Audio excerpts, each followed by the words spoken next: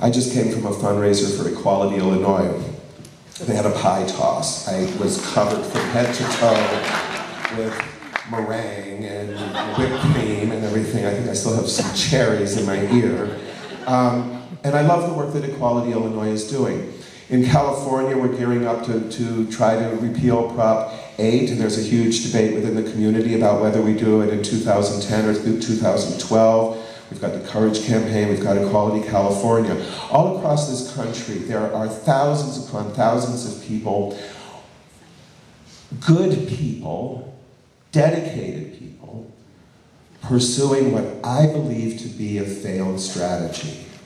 I am sick and tired of fighting state by state, county by county, city by city, for fractions of equality, for impermanent victories that can be done away with a popular vote, 50% plus one, and you're second class again. And also, let's get real, our brothers and sisters in Massachusetts, our brothers and sisters in Iowa and Vermont, you in Illinois, if you get this bill through your legislature, our brothers and sisters in New York, if the New York State Senate can ever find the keys to the chamber and figure out what party they belong to. And even if the California Supreme Court had overturned Prop 8, we would still be second-class citizens because the most important, the most significant rights that are granted to heterosexuals through marriage are those determined not by the states, but by the federal government. This isn't my opinion, it's a fact. It's a fact. That's the way the government works here. You know, just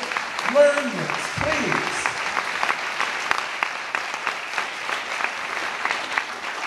Now, this strategy, again, I am not criticizing any individuals or groups who have followed this. It was the only choice.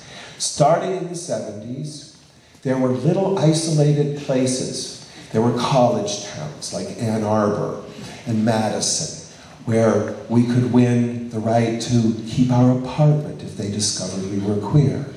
There were cities like San Francisco and Boston, where we got enough power finally that we could get citywide protection against discrimination in housing and employment. And we've made great steps. But the time has come now to state clearly what the dream is. And also to recognize that this strategy that we've been pursuing, it's almost as if it were designed to keep us apart from each other. Because if you're just working on your state, if you're just working on your city, you're not linking up. And what about all of those people in all of those states and all of those cities where there is no chance in hell that those legislators are going to pass this kind of law? So I believe, and this is why I am supporting the march and doing everything I can to build this, that now is the time to shift the strategy of our movement. Not to abandon the local work. We have to respond to every attack. We have to fight back. But to do so in a national context with one unifying demand. So we don't have a laundry list for this march. We're marching for one demand and one demand only. It's called the 14th Amendment of the United States Constitution. We want equal protection under the law in all matters governed by civil law in all 50 states, period. That's what this fight's for. That's why we're marching on October 11th. I believe that we are equal. If you believe that we are equal, it's time that you act like it. A free and equal people do not settle for compromises. Do not accept timelines. Oh, you can have this right this year, this right 5 years, and get back to us in 20 years when you want it all. We say no. No. Now is the time. Now, when I travel, which is like all the time, you know, I go to all these different cities, all these different communities, and I meet my brothers and sisters, gay men, lesbian women, transgender people, bisexual people. We are equal. Some of us don't believe it. Some of us are pretty deeply invested in our victimhood. You know what I'm saying.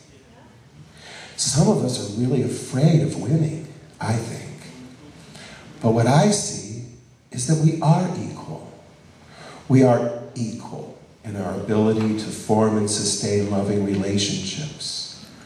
We are equal in our ability to parent and foster parent and adopt. We are equal in our ability to defend our country. We are equal in our ability to build strong neighborhoods and healthy communities. I just think sometimes we don't really believe it. If you believe it, then act that way. That's what we're trying to say with this march.